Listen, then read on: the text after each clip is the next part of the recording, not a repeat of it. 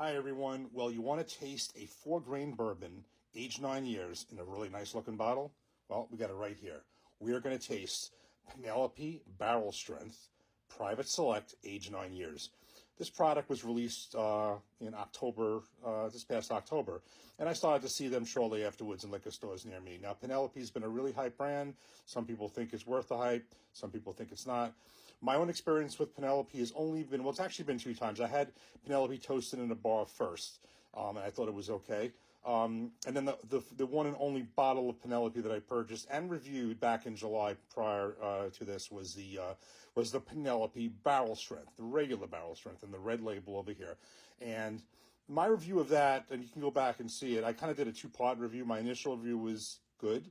And as sometimes happens, when I go back to bottles a little after, sometimes I reevaluate it. And what happened with that one was I reevaluated and I didn't like it as much. And that didn't change throughout the course of the bottle. And I kind of gave some final tasting notes. So my overall impression of that was it was okay. It wasn't bad. It was okay. And I think I remember that I didn't think it was bad, but my issue was I thought it was maybe a little bit overpriced for the way it tasted. It was a $65 bottle. All their products mostly are in kind of that range. So then comes this, and I see this, and I was interested. I haven't purchased it, and finally I decided to do that. Now, what separates this from the Barrel Strength that I tasted last time? Okay, so first of all, let's just start from what it is. Again, it's the Penelope Barrel Strength Private Select, aged 9 years. Specifically, it is batch 23-202. It is 109 proof, and again, aged 9 years, which means it has a 9-year age statement. That means that has to be the youngest of the whiskey in here is 9 years, but it does say on the back, it says at least or over 9 years. So we know there could be stuff that's older than 9 years, but at a minimum, you know that this has to be aged at least 9 years. So the first difference between the barrel proof last time, which is, again, that red label, it's not the toasted, it was the regular barrel proof. That was a blend of 4, 5, and 6-year-old bourbons. It was various, combinations in the mash bill, but basically it was 4, 5, and 6 years, called, in the range of, so call it, average of around 5 years. Now, that was one difference, okay? So this is definitely 9 years. The other difference, which is why this is going to be a completely different comparison, so you have a different, you have a totally different age. This is basically about 5 more years on average than that. The other thing is the mash bill. The mash bill of the Penelope Barrel Strength, the one that was the red label and just aged, 4 or 5 years, whatever it was. That one was 75% corn, 14% wheat, 7% rye, 3% malted barley. Okay, this is not the same mash bill. It's like a lot of distilleries will kind of go through. There are some that use one mash bill through all their products. This one is not that. And what's interesting, aside from the fact this bottle is, I think it's a really nice looking bottle. On the back, they tell you the mash bill. So I wrote it down already, but it's actually on the back. It says it right there. And what this is so this is 85% corn, 10% rye, 2% wheat, and 3% malted barley. So again, first of all, just to back up, this is a 4-grain whiskey as opposed to most of the bourbons, and whiskeys in general are generally 3. Usually it's so let's just stay with bourbons. Corn has to be 51% or greater, and then it's usually either a rye bourbon with rye as a secondary grain or a wheated bourbon with wheat as a secondary grain, and generally it's malted barley at the end with the smallest percentage. This one's unique because it's using corn, obviously being a bourbon, but then it uses both rye and wheat along with the malted barley. It did that before, but in a totally different combination. So first off, this is going to probably, in my view, have more oak in it. It's been aged at least around 5 more years. It also may have some more sweetness because we have 10% more corn.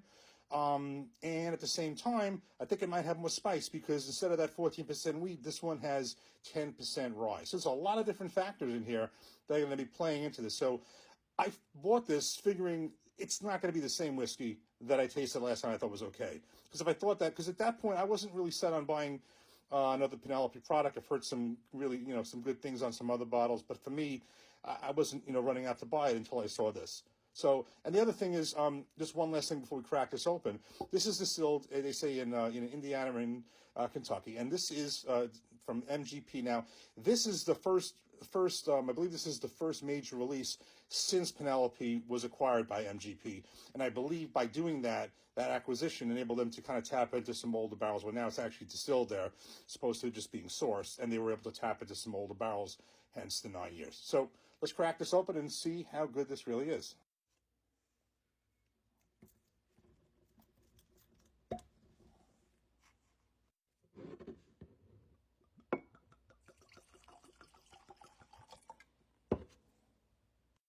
Okay, so we have this poured in a glass. I must say that this is actually one of the nicer colors that I've seen. It is kind of like a dark gold, maybe copper. Or it's definitely on the darker side, but it is like I don't know if you call it a gold or copper, or just it's definitely on the darker side. But there's just a very nice color about this. So that's definitely a plus right there. Let's just go right and give it a nose. I'm not getting it's 109 proof. It's not a low proof. It's not the highest proof. I'm not getting I don't smell like a ton of ethanol. It smells very mild. I do smell some sweetness. I do smell a bunch of sweetness on here. Maybe the lightest bit of oak, but I guess sweetness is the major thing. Let's give this a taste. Cheers.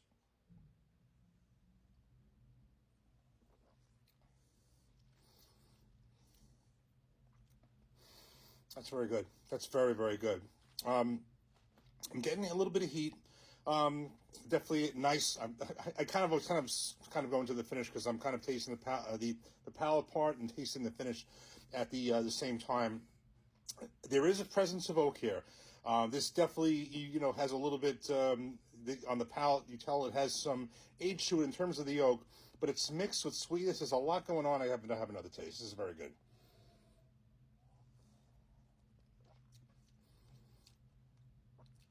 I'm getting